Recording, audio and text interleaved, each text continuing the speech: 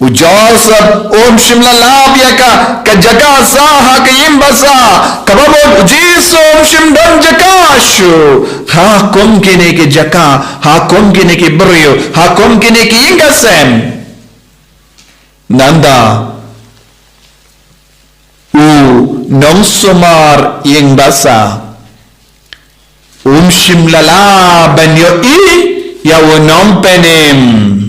shimlala manito ya wanam penem haba una pede ya Joseph haba una pede ya Maria haba una pede ya kpo janga Maria badap bana iban kaukon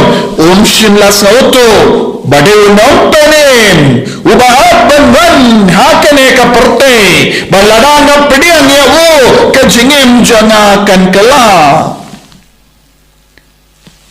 ulabun kampalat don po ban snap ya Joseph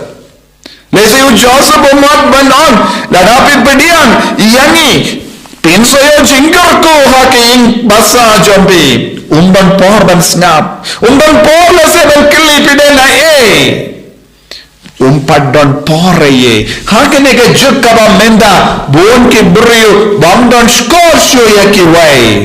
bon ke brio kim shashkor sho ya ki wai bon ke brio kim shashkor sho ya ka tinu bale bon ke brio kim do shkor ba ka jing snow naga menda ka jing jin ja jong ki wai lese uppa don porsche naga menda ki kon kakami gamdon porsche naga menda ki kon baru lo gondon porsche naga menda katena gamdon porsche naga menda utunga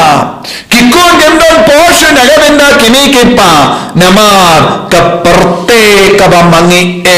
kapinbon sisya dabon kikam badhapane ingane ke jimbon kam ngimitushu ya unom penim haba uwan hapadeng jongi haba uji uwa dia ke jakasa hapadeng jongi ngimken maushu bade unom penim bade ujisu kane kalonga jimma jongane ka parte we don't recognize Jesus who is coming into our life very often because we are busy with our worldly things.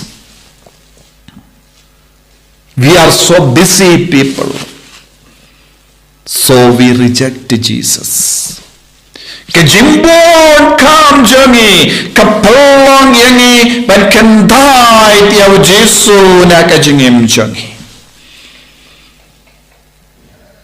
Kane kalong kajimma jang kane kajuk.